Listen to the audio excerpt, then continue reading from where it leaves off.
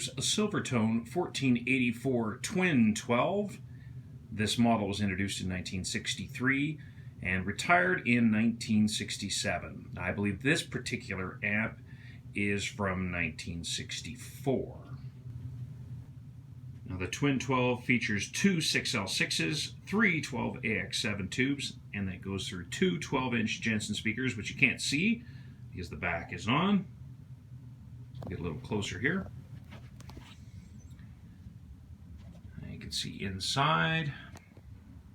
Some of the modern updates that most people do when they find these units is you have, normally the unit would come with an attached hardwired cable, and it was about 25 foot long.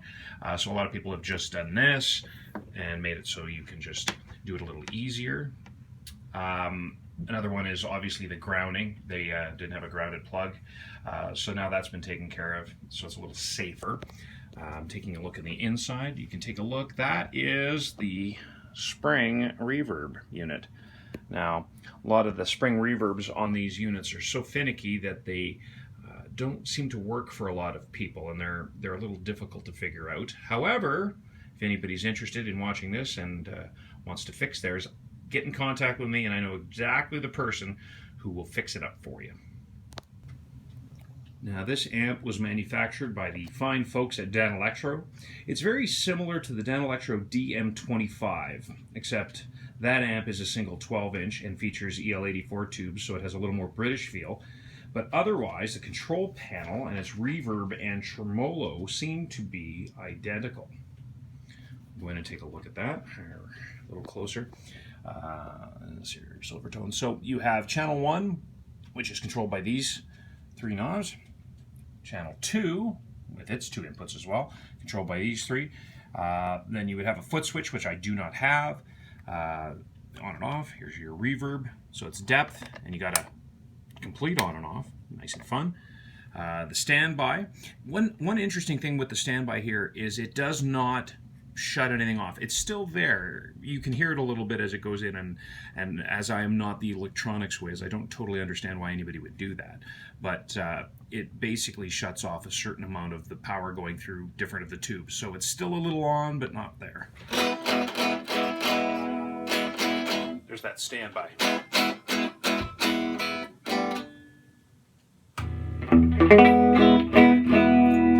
And here's our tremolo with strength, speed, and then the ground switch. But of course, as I mentioned, we have put a new grounding plug on it, so this is not necessary. Maybe we can turn that into something fun, like an ejection button for something. Now, one of the good features of this, obviously, was the fact of this piggyback combo is it can nestle into the back of it for easy transportation. So I've got some photos of it here. Obviously, you can see it nestled in there nice and tight, and makes for an easy way to get it around. But number two, it also makes it easy if you want to put another amp on it when you're storing it. Now this particular amp was listed at $149 in 1965, so around today's value would be about $1,200.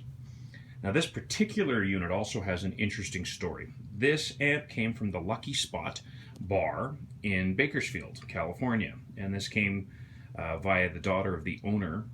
She's out living in Arizona. Now, likely, this amp, I believe again to be a 64, would have been sitting around the bar at some point and used as a house amp at different points of its lifespan before making it out to Arizona and then up to this video. Now, the Lucky Spot, if you didn't know, which I didn't really either, was a bar in Bakersfield that had regular entertainers such as Fuzzy Owen, Gene Moles, Jelly Saunders, Bonnie Owens, and many others. Merle Haggard came into that group and was in and out, worked on and off from about 61 to 64 before recording his first album. And that first album had a lot of those same people playing on it, as well as Gene Moles and Fuzzy Owen producing. So, for the sake of recklessly trying to increase the value of this particular amp, I'm going to suppose that Merle had this amp bought and brought in specifically for him from the Sears catalog in 64 and used it to write the first album. You can all have your dreams, I'll just make up my own.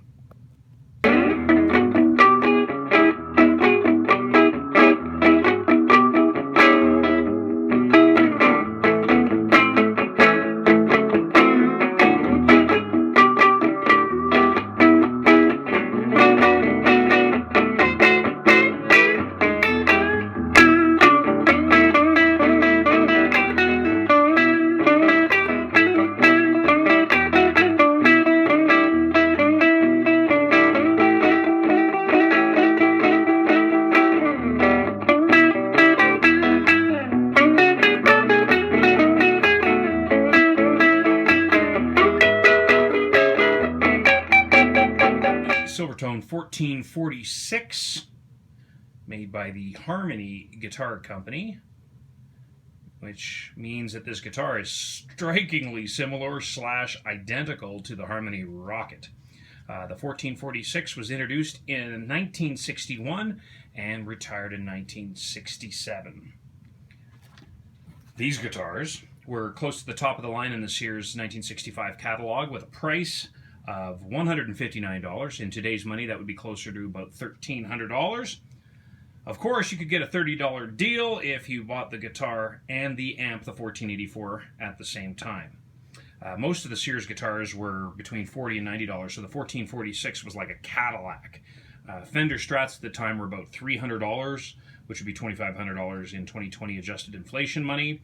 So you can see some of the allure of the Silvertones. You can imagine that a guitar store in smaller towns wasn't necessarily an option, so a Sears catalog with delivery and payment options was possibly the easiest entry point into music. The 1446 features a single cutaway hollow body with maple sides and back and top. The neck is a mahogany neck with a bound rosewood fretboard, perloid block inlays with a C profile and a 9.5-inch radius.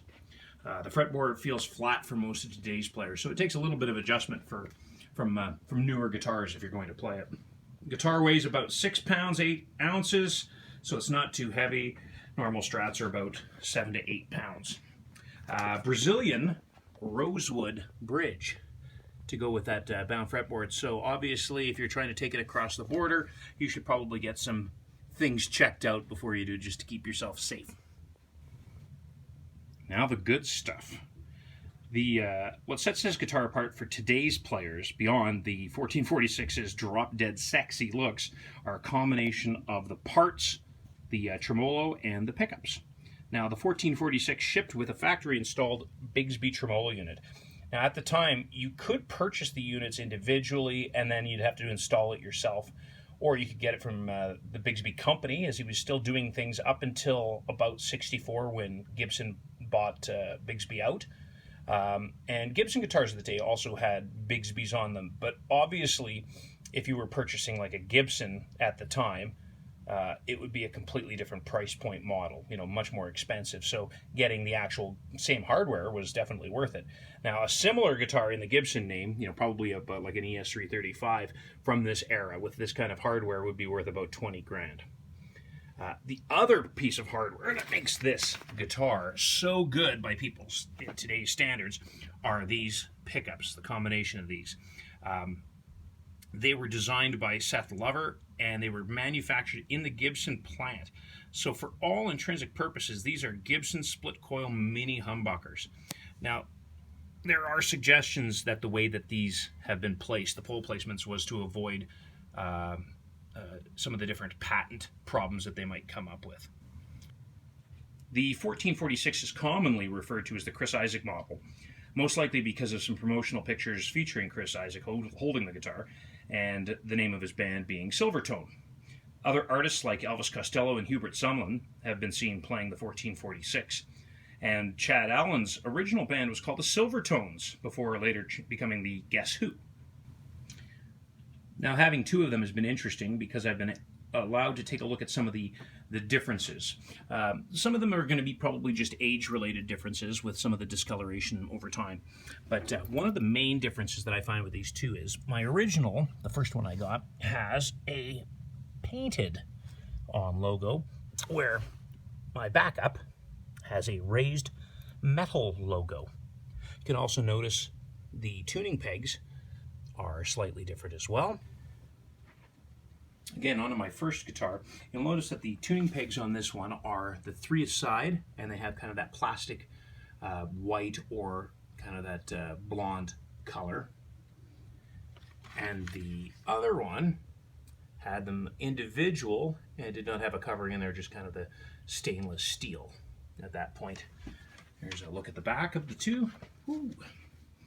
With their 3-bolt necks.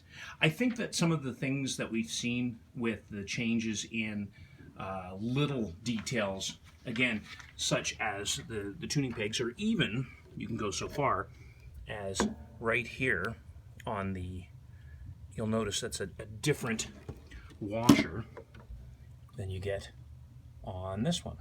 So I think you saw Silvertone or the Harmony Company making budgetary changes from year to year depending on things, and without turning around and dating them, which I kind of subscribe to the Joe Bonamassa thought, is like, you know kind of when they're from, you're happy with the instrument, what's the point of mucking with it? What's the point of ripping off the back, popping off the back of the neck just to clarify if it's a 64 or 65? So I'll kind of continue to look, and maybe I'll be able to identify them a little bit more, but I'm not really going to pop off the neck at that point.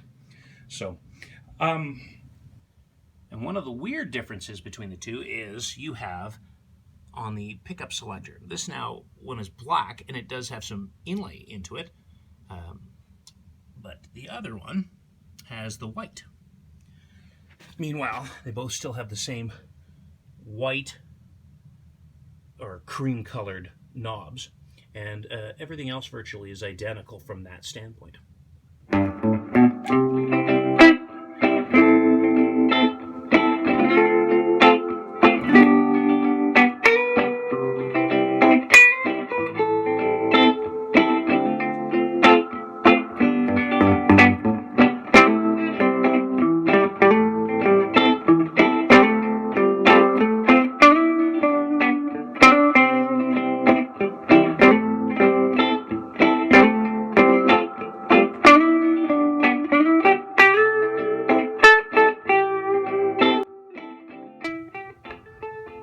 I definitely wanted to do a special shout out to the website silvertoneworld.net. They also got a Facebook page if you just type in Silvertone World.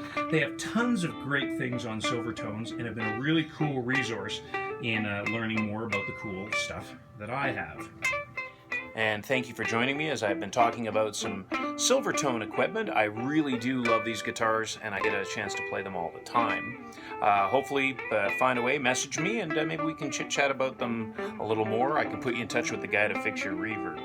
Otherwise, take a look at some of the other things on my channel, including the last gear bit that I did with some great and cool Gretsch instruments. And stay tuned for some more stuff. I've got some fun gear to share with everyone coming up as soon as I can. So my name's Matt. Thanks very much for being here.